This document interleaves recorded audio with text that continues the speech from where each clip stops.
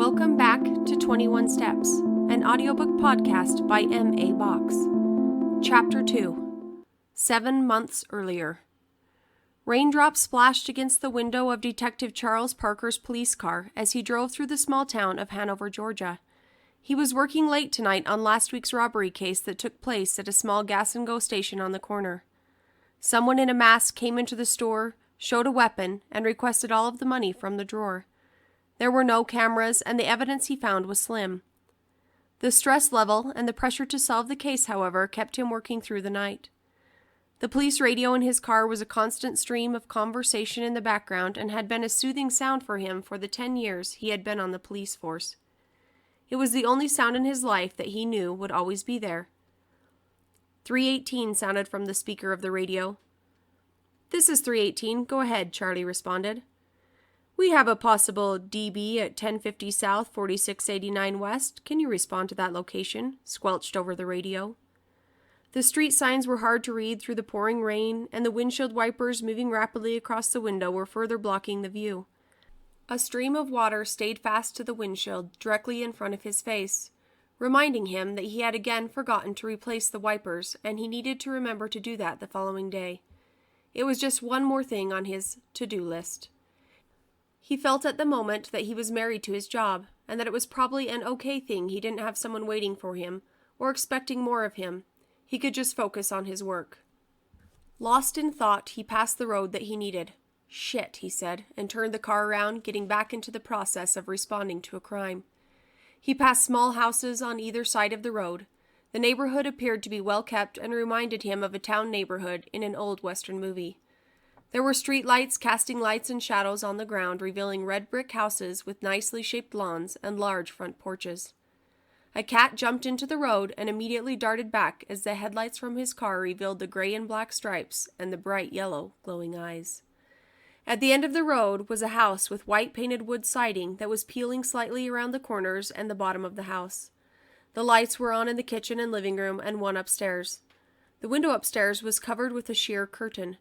The grass here was mowed, but lazily, and the lawn was not shaped. The flower beds were full of weeds and spiders, he assumed. An ambulance was still parked in front of the house, with 2 emergency responders standing next to it with the back door open, showing the bed and medical tools inside. Charlie turned off his car and slowly got out. He closed the door behind him and turned to face the emergency responders. "Hey, Parker," one called. "What do we have?" Charlie asked. The emergency responder told him that it wasn't too dirty, but not a pretty sight either. Drowning.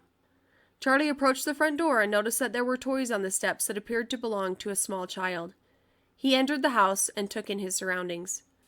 Part of his training taught him to be very observant of everything. Not just things that you would think were important, but even the small things nobody else would notice, like a napkin or maybe a hat that seemed out of place. He crossed the threshold into the living room. There was a berry scent in the room coming from a burning half-melted candle on a small side table near the stairs. There was a small television in the corner of the room, slightly covered in dust. There were movies and games in the stand that held the television and video game controller sitting in the middle of the floor. 2 couches sat angled toward the television. They were gray and had markings of small handprints and remnants of food. There was a red blanket in the corner of one of the couches. Off to his right was a door that appeared to go into a small study with a computer on a desk. Straight ahead was the kitchen. There were a few dishes in the sink and a blue checkered hand towel on the counter. A small table sat in the corner of the kitchen with a half-finished puzzle on top of New York City. He could hear talking coming from the room off of the kitchen, and crying. "Right this way, Detective Parker," said the responding police officer. "We found her in here. She was on her stomach when we arrived, but the EMTs turned her over to check for a pulse. The water was running too, but we shut that off, hoping not to flood the house." He walked up the stairs following the officer. The 3rd step creaked slightly under his feet as he passed by pictures of what he assumed was the family. There was a large family picture in the center, surrounded by smaller pictures of 2 young boys throughout their lives. At the top of the stairs, they turned toward the bathroom. The officer walked away and let Charlie in the room. Charlie thought about the first time he had ever seen a dead body at a crime scene. Upon entering the room, he had gotten weak in the knees and had felt his stomach roll. He had ran from the room just in time to vomit in the backyard of the house. There was something about unexpected death that made you sick.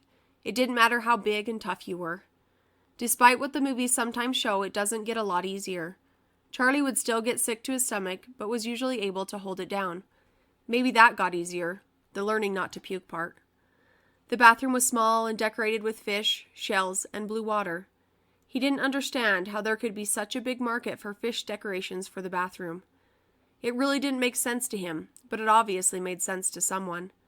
I guess maybe they assume that water and fish always go together. Charlie didn't think swimming in a pond reminded him of clean, which is what he wanted to be when he left his bathroom after a long soak. The bathtub was in the back part of the room. It was filled with water nearly to the top, and he could hear the slight draining of water through the overflow plate. A small young woman lay in the tub, her long brown hair flowing to the sides. He guessed she was probably in her 20s and athletic. Charlie quickly took notice of the surroundings and the description of the victim. He wrote down some of the information that he noticed in a pocket-sized notebook that he carried. He still hadn't upgraded to the digital version because he couldn't understand the technology and it seemed to make things harder. Knowing that the victim was already deceased and there was nothing more he could do with the body, he got on his radio and requested that a coroner respond to the scene. He knew he needed to wait before he proceeded, so he walked back down the steps, stepping over the third step that creaked when he came up and turned into the room where he heard voices. The room was a child's room. A small bed covered with a blue comforter ornamented with red cars was in the middle. There were toys in the corner and a red dresser with blue handles. On the bed sat a young man, Charlie guessed in his late 20s. He had tears coming from his eyes that dripped down to a yellow checkered blanket wrapped around a young child who was asleep in his arms. Next to him was a young boy. Charlie guessed maybe around 5 or 6. He was playing with a dump truck and watching his dad. He didn't seem to know why all of the people were in his house and why his dad was crying. Across from them in a rocking chair sat a police officer. The officer welcomed Charlie and introduced him to the father, quickly standing up and offering Charlie his chair. Charlie motioned him to sit back down. Charlie talked to the father, asking him if there was some place for them to stay for the night, knowing it may be hard for them to stay there. "We'll be at this for a while," he said. "My parents are on their way and should be here in a couple of hours to help with the kids. They will probably get a hotel room," Derrick said. Charlie knew that the best evidence and information comes immediately after a situation, and the quicker you can talk to the witnesses, the better you are at getting information. But after looking at the father and his 2 young sons, tonight Charlie didn't feel that would be the best decision for him to make.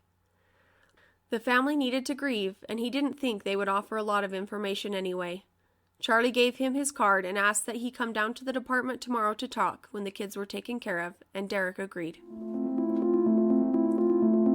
Tune in next time as we continue 21 Steps.